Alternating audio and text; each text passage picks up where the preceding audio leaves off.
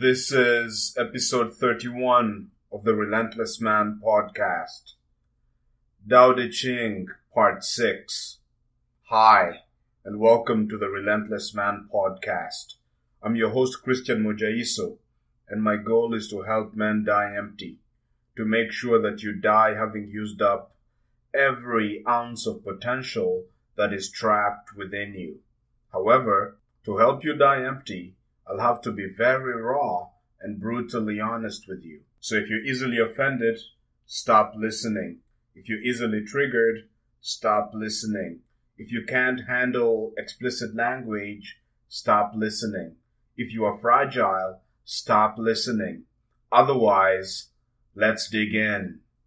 Before we begin this episode, I'd like to urge you not to blindly copy or implement anything that I say in this podcast episode.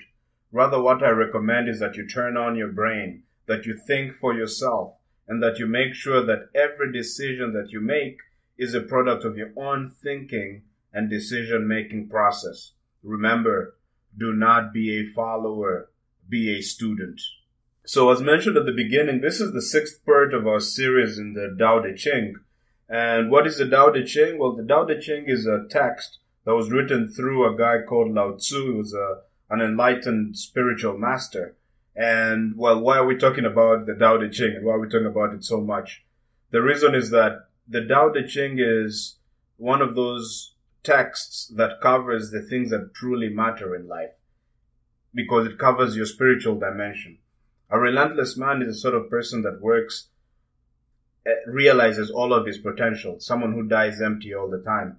What that in particular means is that you need to realize all of the potential that you have within you. You need to realize your physical potential, because you do have physical potential. You need to realize your emotional potential. You need to realize your psychological potential, your physical potential, your intellectual potential, and your spiritual potential. It actually turns out that your spiritual potential is the most important, because once you understand and have realizing your spiritual potential, everything else flows much more easily. You're able to realize your physical potential, emotional, psychological, intellectual potential much better if you are realizing your spiritual potential. And that's why it's a very important thing to talk about. And in particular, if at the moment you haven't bought into the ideas of spirituality yet, that's not an issue. This text is useful in the sense that it will enable you, it has, just on a tactical level, the ideas in this text will enable you to do whatever it is you're doing better than you've ever done it before, and it will enable you to die empty.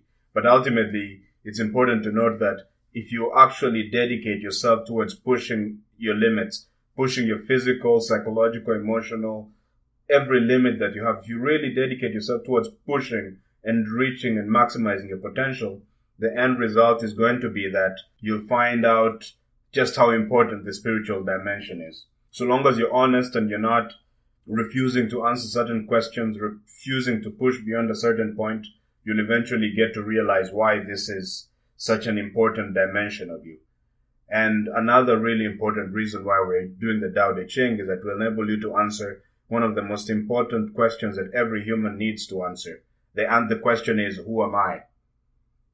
Now, who you are is not what you were told you are. You are certainly not your name. You're certainly not your body. You're certainly not your economic status. You're certainly not your level of education. You're something much deeper, something much more powerful. And unfortunately, I cannot tell you who you are. I don't even know if that's unfortunate, but I really cannot tell you who you are. Who you are is something that you can only discover for yourself. And the Tao Te Ching and these discussions are meant to help you discover for yourself who you are. Because once you do that, once you discover who you are, there is really no limit to what you can accomplish. And you'll be able to do everything that you do at a much higher extent. And that will be the beginning of you dying empty. However, if you never answer the question, who am I? You'll never really be able to realize your true potential. In fact, dying empty is out of the question if you never successfully answer the question, who am I? Alright, let's continue with the text. So we're actually on the 7th verse of the Tao Te Ching, and let's read the first stanza. It says, "The Tao is infinite, eternal. Why is it eternal? It was never born. thus it can never die. Why is it infinite? It has no desires for itself, thus it is present for all beings. So what does that mean? Let's just break it up into pieces. The Tao is infinite, eternal. Why is it eternal? It was never born, thus it can never die. So I guess first most important question is, what is the Tao? So as I've been mentioning this series of episodes, the Tao is the sort of thing that you can't really describe. Its very nature is mystery, but it has various manifestations. For instance, the force that animates life, the force that enables you to move right now, can be thought of as the Tao. The thing that created the universe and all of life on Earth and the galaxies, that can be thought of as the Tao. When you look at darkness, you're looking at the Tao. When you harness and you think about and you experience courage, you're experiencing the Tao. When you have those great insights and breakthroughs when you're thinking about a problem, that is the Tao at work. So the Tao is the sort of thing that we cannot capture in words, we cannot ever fully describe, but it's the sort of thing that's always present. It's the sort of thing that we can realize if we just stay still and look within. So now he's saying here, what Lao Tzu is saying here is that he's trying to prove that the Tao is eternal. And the way he says it is that it was never born, and thus it can never die. So basically what he's saying here is that the way you know that the Tao is eternal is because it was never born. Okay? That means it has no beginning. Well, if you have no beginning, well then how can you ever end? For something to end, it has to begin. And this is what he's saying, is if you have no beginning and you have no end, you're really infinite. And that's right, the Tao is infinite. I think this makes sense, that when something comes into being, when something begins, it also prescribes its end. It also makes the thing finite. In particular, you cannot kill something that never begun. Can you destroy a project that never started? Can you harm a human being that was never born? Doesn't make sense. In order to harm something, it has to first come into existence. And in order to talk about the age of something, it has to first have a beginning. In order to talk about something being finite, it has to have a start point and an end point. And what here the verse is saying is that the Tao has no beginning and therefore has no end. That means that it's eternal. In particular, that tells us something about these key qualities that we need. A relentless man needs courage. And you'll need a lot of it to do the things that you want to do. Because by definition, if you're a relentless man, it means you have very big dreams. You're trying to do things that have never been done by any human before. You're trying to go to places that no one has ever been able to go before. And in particular, that means that people are going to oppose you vehemently. Now, what does that mean? You're going to need to draw on a lot of courage. Thank goodness that you have the Tao within you. Because the Tao is infinite and the Tao is courage, it means that you have infinite courage to draw upon. What that means is that you'll never reach a point where the opposition against you is so much that you don't have the courage to resist it. The courage will always be there. And if you draw upon it, you'll find more. It means that you're not going to encounter a problem that is so difficult that you have no creativity left to deal with it. If you look within and try to find creativity, you'll find more creativity. And that's the sense in which the Tao is infinite. And then the next part says, we're talking about why is it eternal? But we've also tackled infinite. Why is it infinite? It has no desires for itself. Thus it is present for all beings. So this part so here Lao Tzu is trying to prove that the reason the Tao is infinite is because it has no desires for itself. And thus it is present for all beings. Yeah, I really don't understand that, and that's at the moment beyond my understanding. If anybody knows what that means, please let me know. Hopefully, as I continue reading more of the Tao, I'll be able to gain insight on that line, maybe give you something there. All right, let's continue. The master stays behind. That is why she is ahead.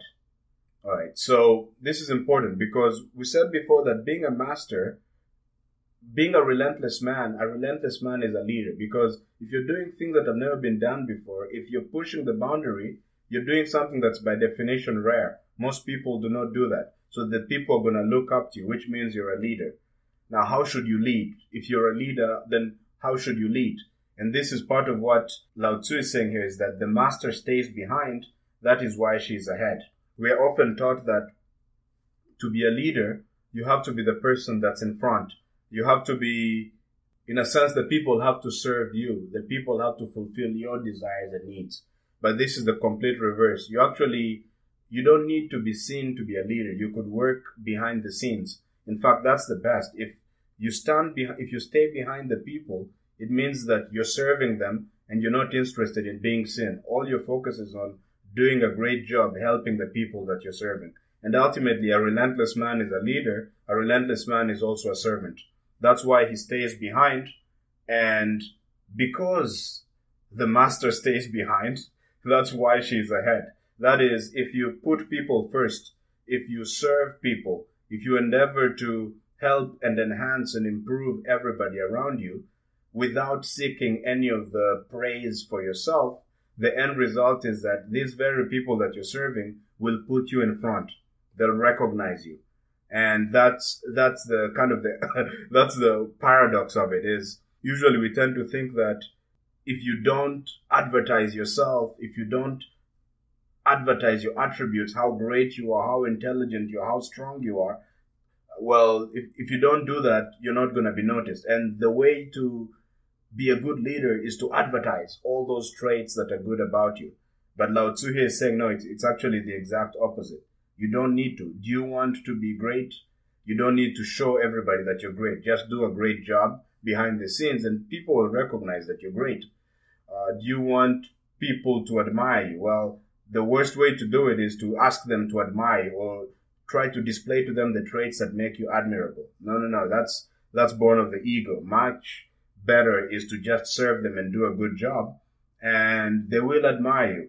Because you stay behind, the people put you in front. They put you ahead. So it's paradoxical, but it's important.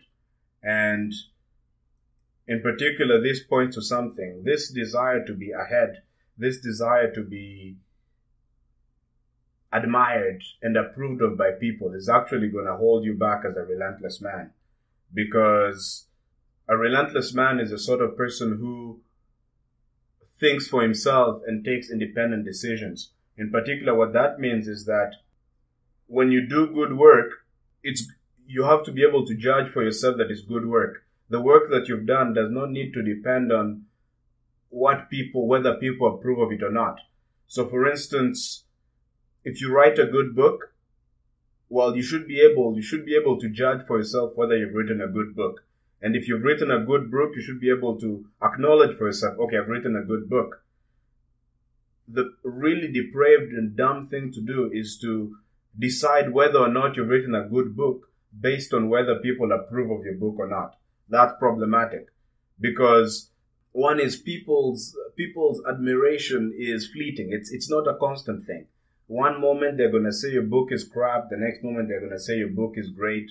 And usually what happens is when they say it's crap and you're so tied into this whole game of people approving of you, when people disapprove of your work, you feel like you're somehow less and incompetent and incapable and stupid. You become less because people don't approve of you.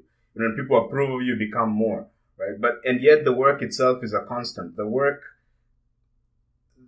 is independent of people's approval. And it's important for a relentless man to become, for you in particular, it's important for you to become the sort of person that is independent of people's good opinion.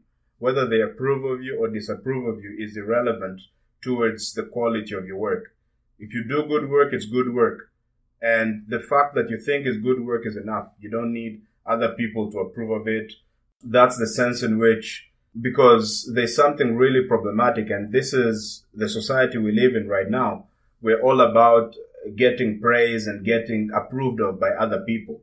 You put a picture on Facebook, that's online, and then suddenly somehow your happiness fluctuates, depends on whether people give you a thumbs up or a thumbs down, right? And that's a problem, because it's unsustainable. You can't have your well-being and the quality of your work depend on whether people approve of it or not.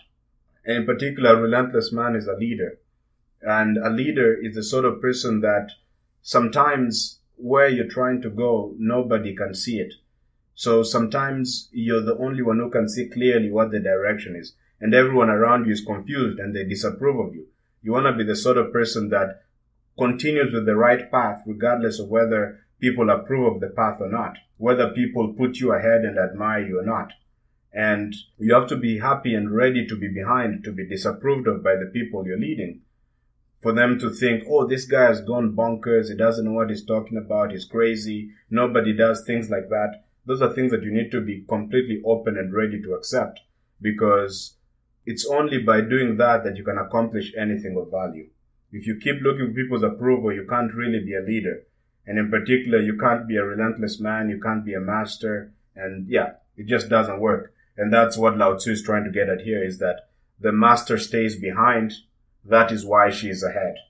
All right, let's move on to the next verse. It says, she is detached from all things. That is why she is one with them. Because she has let go of herself, she's perfectly fulfilled. So I'm not sure again, why is Lao Tzu using the feminine gender here? Yeah, I'm not sure why the feminine gender is being used, but he's talking about instead of saying the master, she is detached from all things.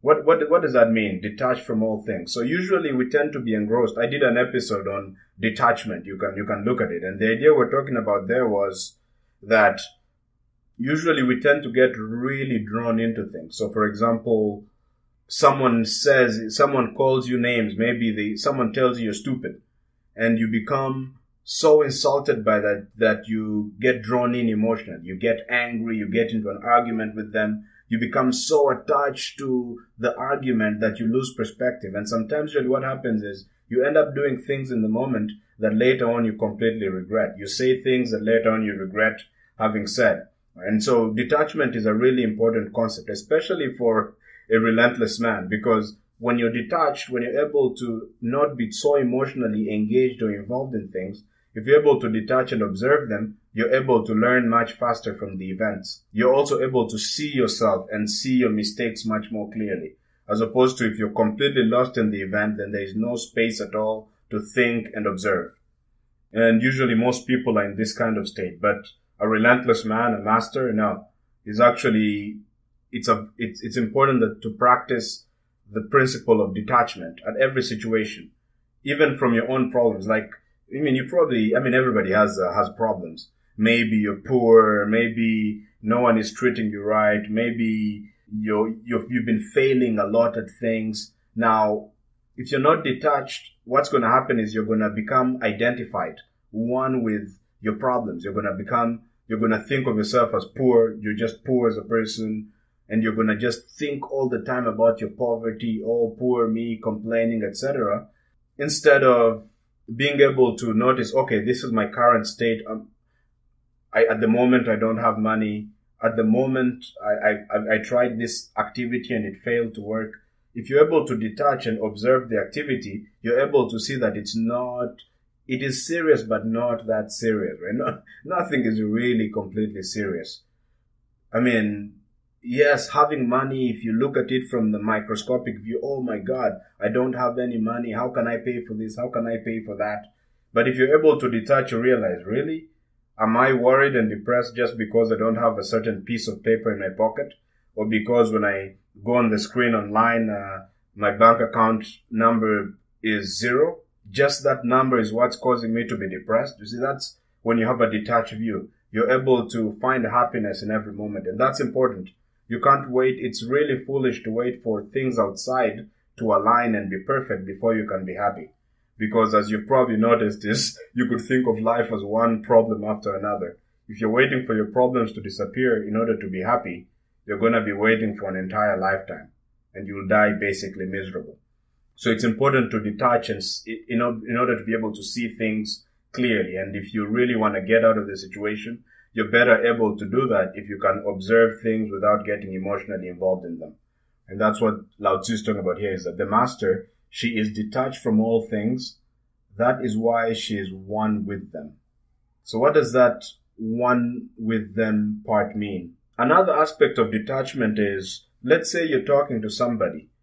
So usually what we tend to do is when we're talking with people, we tend to be so, usually what happens is there's judgments going on. This is usually the common practice is you're judging someone. Maybe someone says something, you judge them. Oh wow, they talked about how they did go to the gym in the morning. Yeah, they're lazy. You draw the conclusion they're lazy. Yeah, well, she was talking about how she had an argument with her brother 2 hours ago. Yeah, she's one of those annoying people, etc. Maybe someone is dressed a particular way and you're drawing conclusions about them. So you're so attached to the conversation and you're so attached to everything that they're saying that you're unable to detach and you're looking at a human being. Before attaching judgments and drawing conclusions about them, if you're able to detach and just observe the person, allow them to speak, allow them to behave and say things without having to mentally judge everything they say. If you're able to do this, you actually develop a stronger connection with the person. People can somehow sense when you're not judging them. And that's part of why we really love our dogs, right? Think about if you have a dog as a pet. Well, it doesn't matter what you did during the day. When you come back from wherever you are, school, work, and you go home, your dog is very happy to see you. And you look at your dog and you know for sure that, at least maybe we're deluded, but you get the impression that the dog is not judging you. The dog accepts you for who you are. The dog is detached to not take any of your emotions personally. You may yell and scream at it, but eventually the dog is still gonna come back and accept you anyway. Maybe in the moment you run away, but it will still come back and accept you. And the reason here is that the dog is not judging you. The dog is not getting drawn into your own emotional drama, your past history, your fears of the future. It's just present with you. And it's detached in the sense that it's not involved in your mental drama. And what happens in this case is that your connection with the dog becomes much stronger. That's part of why we really love our dogs. And that's what Lao Tzu, this also applies to human beings. If you're able to talk to people without judging them and just be present and allow them to say things, not make them feel guilty for saying things, don't make them feel less than you for saying things. If you're willing to accept them as they are in a detached way without taking everything they say so personally, it's surprising your relationship become actually much stronger with these people. And so Lao Tzu says she is detached from all things. That is why she is one with those things. So apparently what he's suggesting is that if you're detached from something, if you're not emotionally engrossed or too attached to anything, you become one with that thing.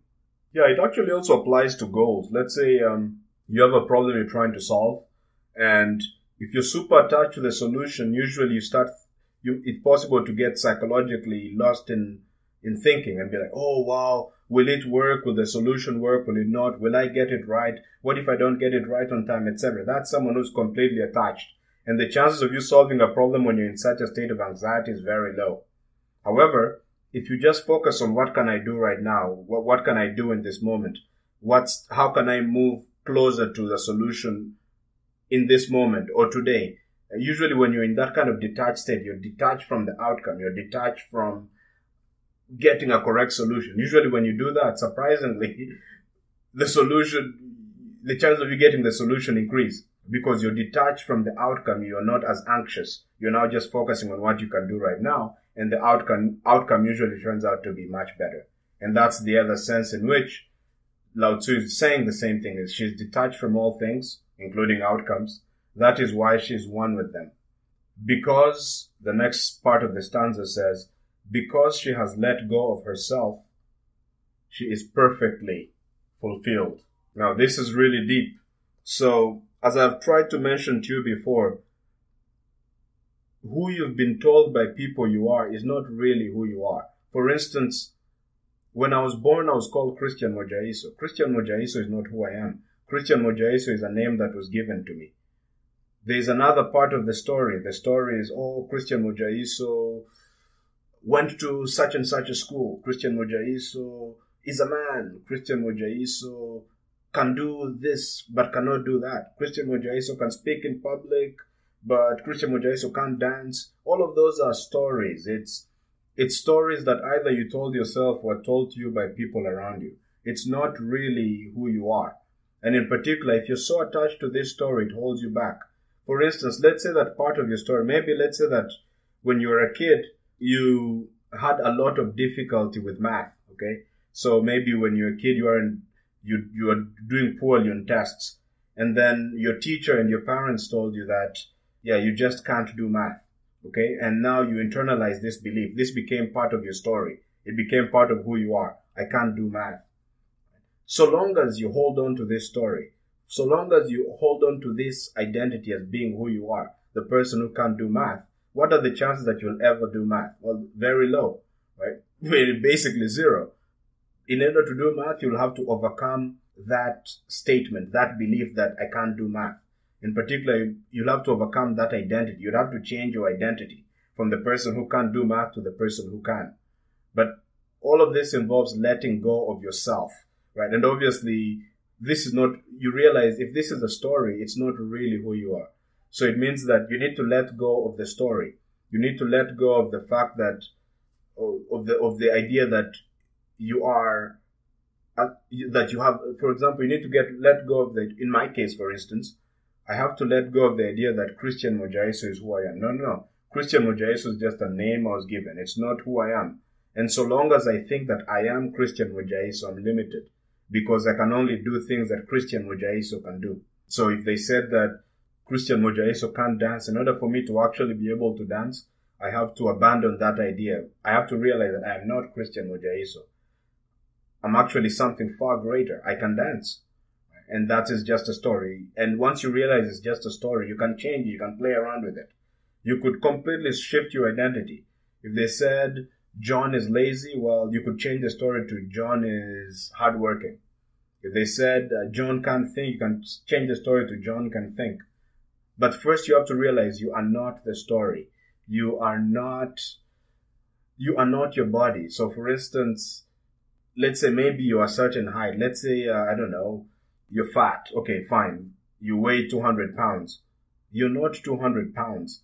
Fat is not who you are. People may tell you that's who you are. You're fat. Yeah, you're short. You're skinny. Blah, blah, blah. They may tell you that's who you are, but that's not who you are. And the key to progress, the key to transformation, the key to dying empty, the key to becoming relentless is letting go of yourself. And obviously this is not yourself. It's the self that society and maybe your history has constructed for you. Once you let go of yourself, you can truly become yourself. So, really weird concept, but really important. And this is the key to your success, actually. In fact, you're not going to be able to die empty if you're still completely convinced that who you are is your story. No. There is a story and there is you. You are beyond the story. In fact, as I've been trying to mention to you so many times, really who you are is a piece of the Tao. That means that any quality, any trait you can think of, you have it in abundance. Creativity, you have abundant creativity. You have infinite creativity within you. Strength, you have infinite strength within you. Courage, you have infinite courage within you. Resilience, you have infinite resilience within you. Ability to control yourself, you have infinite control within you. These are some of the traits of who you are. But who you are cannot be put in a phrase. Who you are cannot be captured with words or using a story. And so that's why it's important to learn to let go of yourself. That is your false self. The self that you've constructed, the story that you've constructed and that others have constructed for you. Once you do that, you can become yourself and you can realize all these traits that you have within you. You can realize the infinite intelligence that you are. You can realize the infinite strength that you are. You can realize the infinite courage that you are. You can realize the infinite resiliency that you are. Any trait you're looking for, you have it in abundance already. But in order to realize the abundance and the greatness and who you truly are, it's important to let go of your false self. And that's what Lao Tzu is saying here, is that because she has let go, that's the master, because she has let go of herself, she is perfectly fulfilled. And why is fulfillment important here? Because he's saying she's perfectly fulfilled. And it kind of suggests that fulfillment is really important. And it is. Because ultimately, every action that we take as human beings comes down to a feeling. Why do you play golf? Well, you may think that if you think about it, you may come up with reasons. I play golf because I'm free on Friday. I play golf because my father plays golf, etc. But if you really dig deep, you realize that it boils down to a feeling. The reason you play golf is because it makes you feel good. Playing golf makes you feel good.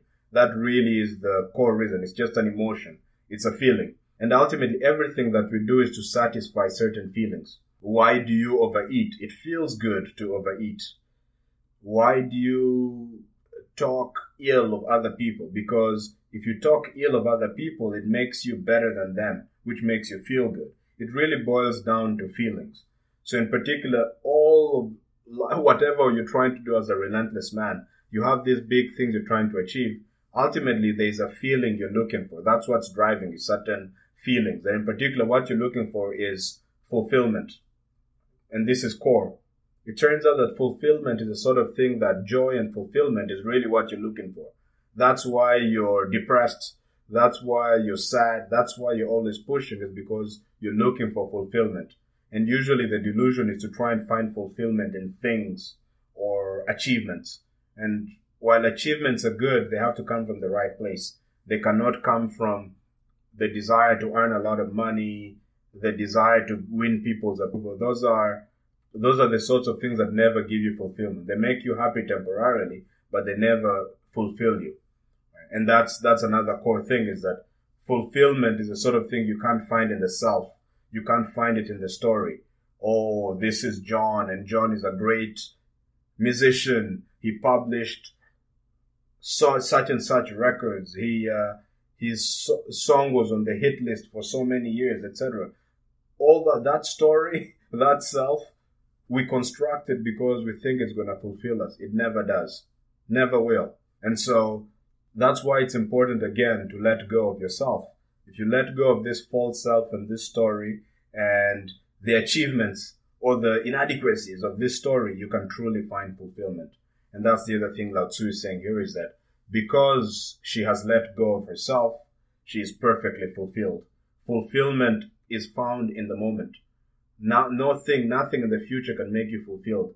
Nothing in the past can make you fulfilled. In fact, yourself, the story that you've constructed, is not going to fulfill you either.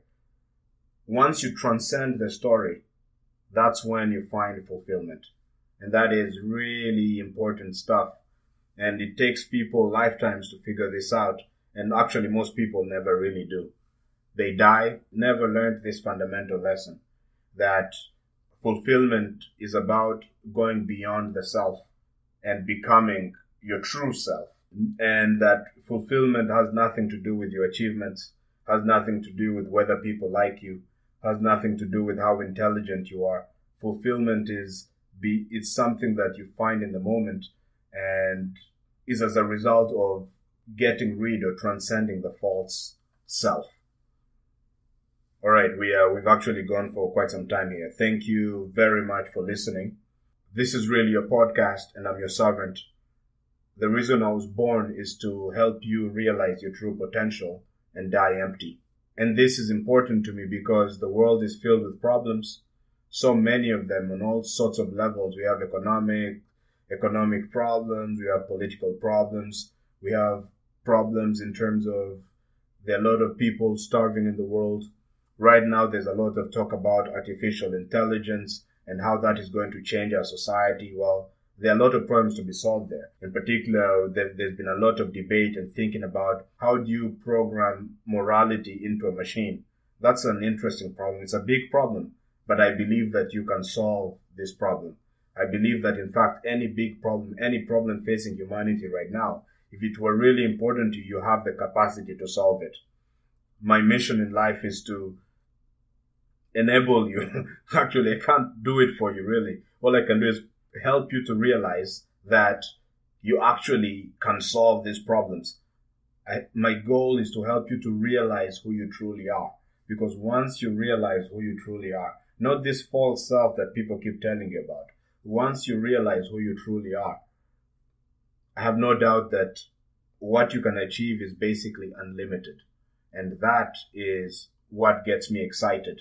Presenting you with the ideas that are necessary in order to enable you to realize for yourself who you are, what you're capable of, and what your purpose is on the planet. So if you have any obstacles, any problems, any comments, anything related to enabling you to realize your true potential and die empty, please email me. That's really what I live for, and helping you to realize your true potential and die empty. Thank you very much once again for listening, and have a relentless week. Bye.